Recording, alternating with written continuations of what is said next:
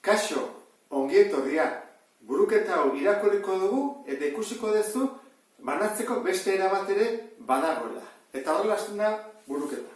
Kirol batean 58 puntu banatuko dituzte saria bukatzeko behar den denborarekiko zati alderantziz proportzionaletan. Horrek esan edu, lehenengo puntu honetan, 58 puntu banatu behar dituztela. Eta zenbat eta denbora gehiago pasa, emango diote puntu gutxiago. Eta denbora gutxiago badin bada, behar dutena puntu gehiago. Ezta? Alderantziz delako. Hemen jartzen bezala, alderantziz. Hiru kirolariek 4, 6 eta 12 minutu behar izan dituzte. Beraz, batek 4, bestak 6, bestak 12 minutu. Kalkulatu zenbat puntu jasoko dituen bakoitzak. Hortarako, banaketa egiteko eskema hau jarretuko genuke. Jartzen ditugu A, B, C, batzutan lau ere hon daitezke, A, B, C, B, edo bi bakarrik A, B. Eta goian jartzen den zenbakia da banatu behar duguna. Eta esunetan, 58 puntuak. Eta gero hemen batu behar da, baina zatiki moduan. Eta aurkitzen dugunean, konstantea egiten dugu, aurkitu dugun zenbaki hori, zati A, B eta C. Horran, hau, pixka bat zailagoa da, zatiketak egin behar ditugulako, ezta? Horran, hasiko gara egiten, zeintzu dira A, B eta C. Badira, kirolariak, lehenengo kirolaria, bigarren kirolaria, eta hirugarren kirolaria.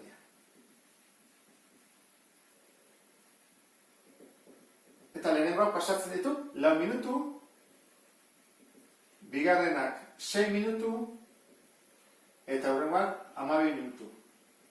Nola esan dugun, zenbat eta denbora gutxiago pasa, puntu gehiago eman barrezkiogula, horrek esan edu, honek lortuko ditula puntu gehien, eta honek puntu gutxien. Erabiliko dugu, eskema hori, jarriko dugu. Konstantea izango da. Zer banatu behar dugu, 58 puntu. Eta jarriko dugu hemen, erontara, ezta? Hiruak batutzeko.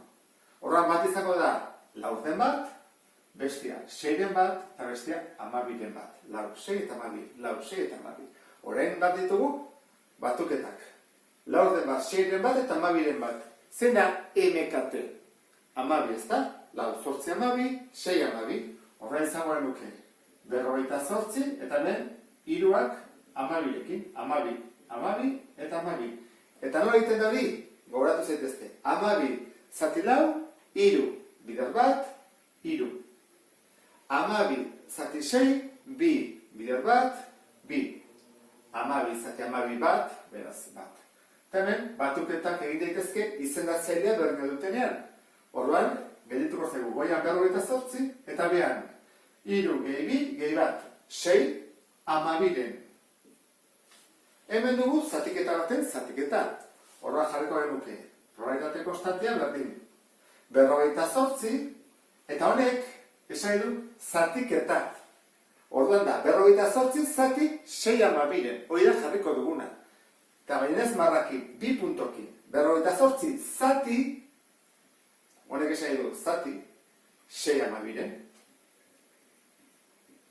Eta hori zen bada, begin behar da, 58 bider 12, eta bat, bider 6 gogoratzen zaten, zatiketan, biderketa alderantziz egin behar dela. Horrein behar nuke, 58 bider 12, zati 6. Ezta? Orduan, zer motatatzen da, 86. Eta esango zu, hori nola egiten da azkar? Nik buruz egin dudana da, simplifikatu, 6 12 zenbat da. Biak 6 zatituta, erdi bat. Horra nik egin dut berez, haure. 58, zati erdi bat. Horrak, 58 bider bi, 86. Eta bat bider bat, bat. Horrela egitut. Ez baduzute simplifikatzen, barko zen duteke, bider 12, eta atertzen dena, zati 6. Horran ja badugu konstantea, 86. Nola jakin dezakegu bakoitzari zenbat puntu tokazu daizkion, begin barrira, zatiketak. Horra hartzen dut 86, eta egiten dut. 86 zati, 4. Hoi da, lehenengoaren entzat. Bigarrenaren entzat. 86 zati, 6. eta azkenekoa da 96 zati 12. Bueno, 96 zati dau, 24 dira, horrak 24 puntu lehenengo hori. 96 zati 6, 16 puntu.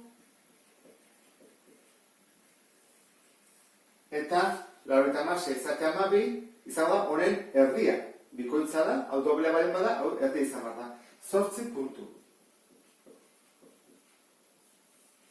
Guazen ikustea, gazpera ondo egin dugun. Batu behar dugu ezta, 10 balburako 48 puntu. Beraz 48 puntu banatu ditugu, 4 minutu duenari 24 puntu, puntu gehiena, eta 12 minutu pasade duenari 8 puntu besterik ez. Gogoratu zaitezte beraz, banaketa alderantziz egin behar denean eskema hau jarraitzen. Baina normalean, proportzionaltasun zuzena izaten da. Eta erabili beharko genuke aurrez ikusi dugun eskema hori. Ondo izan, beste bat arte, agur.